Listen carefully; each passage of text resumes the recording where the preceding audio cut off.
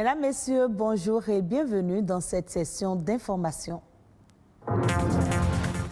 Le glaucome est une maladie des yeux qui entraîne la destruction progressive du nez. Il peut même conduire à la cécité. Des traitements existent et on peut l'éviter. La leucémie est un cancer qui touche les cellules sanguines. La forme la plus dangereuse est la leucémie aiguë. Elle tue plus les enfants au Bénin.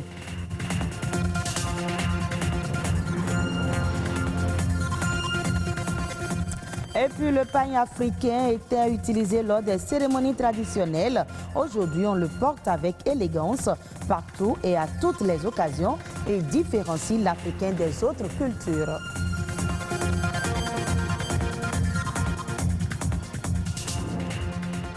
Merci de votre fidélité. Aujourd'hui, 3 mai, c'est la journée mondiale de la liberté de presse. Une journée pour rappeler au gouvernement la nécessité de respecter leurs engagements en faveur de la liberté de presse. Elle constitue également une journée de réflexion pour les professionnels des médias sur les questions relatives à la liberté de presse et à l'éthique professionnelle. L'information comme bien public, c'est le thème retenu cette année, mais malheureusement, l'apparition du coronavirus a quelque peu freiné le champ de la liberté de presse dans le monde. Selon Reporters sans frontières, le Bénin a régressé. Il est passé de 96e rang au 114e rang en 2020.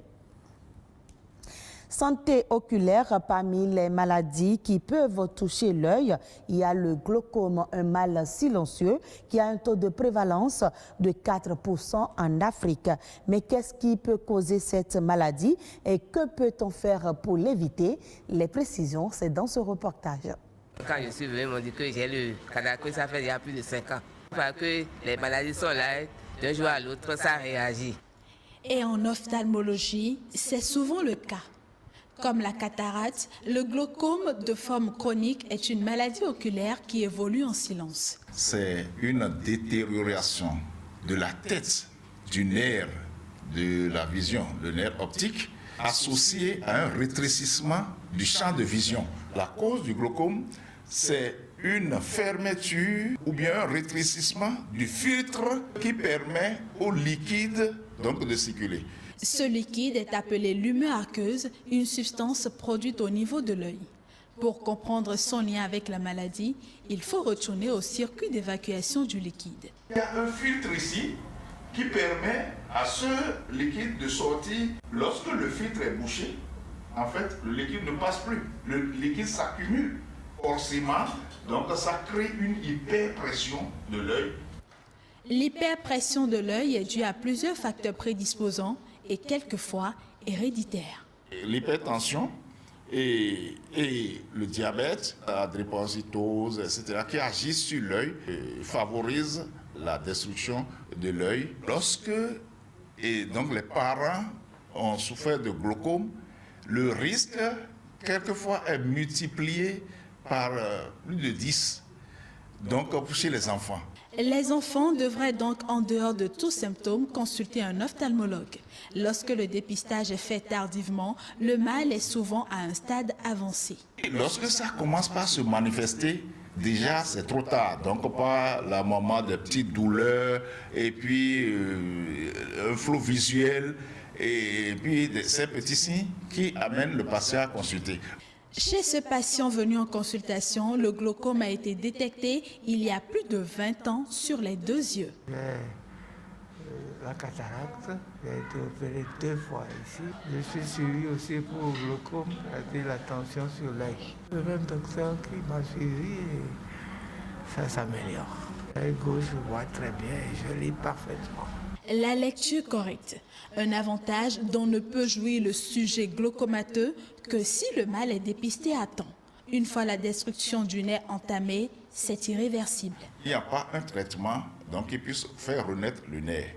Il faudrait suivre scrupuleusement le traitement prescrit par le médecin et puis aussi les surveillances pour que le nez, le peu qui reste, puisse être sauvegardé et rester longtemps. Le sport et la consommation de certains fruits comme la carotte sont des éléments qui assurent une bonne santé de l'œil. Toutefois, une consultation chez le spécialiste une fois par an, en dehors de tous symptômes, reste l'idéal.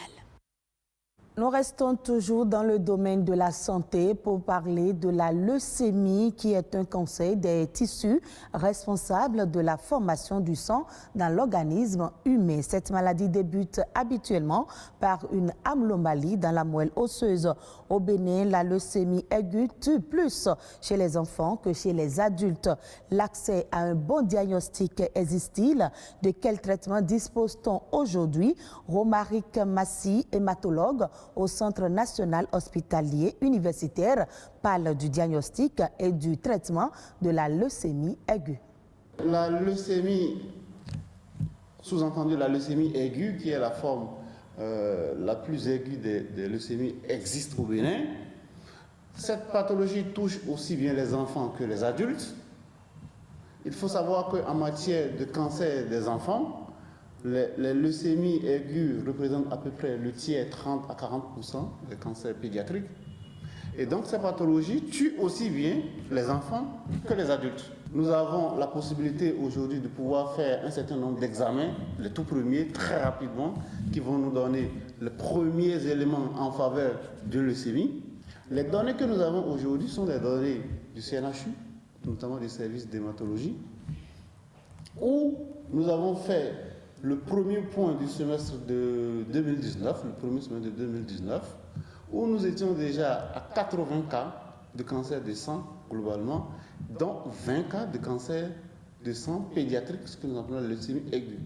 Lorsque vous faites le diagnostic de votre patient, vous avez des éléments pronostiques que vous allez rechercher, qui vont vous permettre de classer votre patient. Quand votre patient est classé, en fonction du type de pathologie qu'il a, il va pouvoir être traité par ce que nous appelons un protocole thérapeutique. Vous avez tout un investissement pour tout ce qui est la supportive care, parce que le patient va avoir besoin d'être traité pour des syndromes infectieux au cours de son traitement, donc il aura besoin d'un certain type d'antibiotiques qui sont suffisamment chers. Ce patient aura besoin d'une certaine nutrition au cours de son traitement, il va falloir investir là-dedans.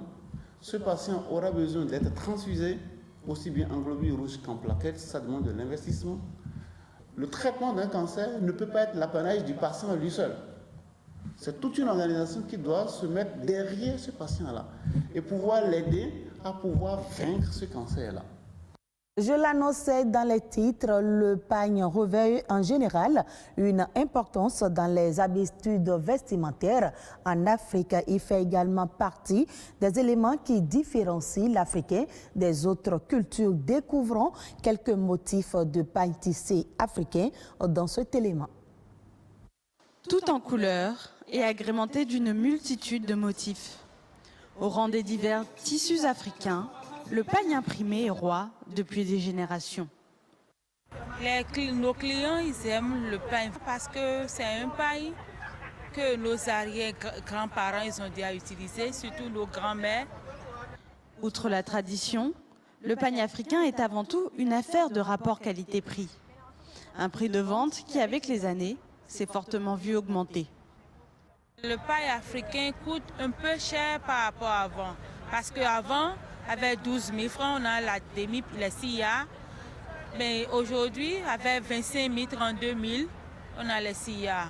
Mais je vois que c'est par rapport à la TVA. Quand la TVA augmente, le prix des tissus aussi augmente. C'est le tissu que les gens aiment d'habitude parce que ça ne se déteint pas. Ça ne se déteint pas. Si tu portes, c'est très beau à voir et on est belle dedans. Mais si aujourd'hui le pagne africain se décline dans tous les tons et sous toutes les formes, au Bénin, il est surtout un moyen de communiquer, comme en témoignent les nombreux noms qui lui sont attribués. On a des pagnes qu'on appelle jalousie, tu sors, je sors, ça dépend. Ton pied, mon pied, ça beaucoup, on a beaucoup de noms qu'on donne aux pagnes. Pour d'autres, le pagne imprimé, c'est aussi un symbole d'africanité face à l'émergence des vêtements prêts à porter venus des pays européens. Les pagnes africains représentent aujourd'hui, je crois, notre existence parce que je crois que c'est toujours mieux de consommer local Au lieu de toujours consommer les pailles importées, nous préférons faire la publicité de nos pailles africaines afin de pouvoir promouvoir l'Afrique. Nous sommes des Africains, on doit aimer notre truc. Ce qu'on fait en Afrique, on doit aimer. C'est ça, c'est très important pour nous. C'est un pain qui est accessible à tout le monde, malgré tout. Parce que les clients, ils ont fini par comprendre que c'est un bon pain qui dure beaucoup et qui est à la mode, quoi. Entre tradition, moyens de communication et symboles, le pagne imprimé est une valeur sûre parmi les tissus africains. Mais tout pagne imprimé est-il véritablement africain ? Et puis, des chercheurs préconisent de reverser 5% des taxes carbone aux ménages les plus pauvres d'Afrique. Au lieu d'être concurrente avec la lutte contre la réduction de la pauvreté, la lutte contre le changement climatique pourrait être un allié de taille. C'est ce qui ressort d'une étude conduite par Nature Communication. Ils affirment que l'affectation à l'Afrique subsaharienne de 5% de l'argent que les pays riches tirent des taxes carbone sur les émissions de CO2 réduirait de façon substantielle l'impact de la hausse des prix sur les populations les plus pauvres du monde. Selon l'étude, l'introduction de cette taxe impacterait 50 millions de personnes en situation d'extrême pauvreté d'ici 2030.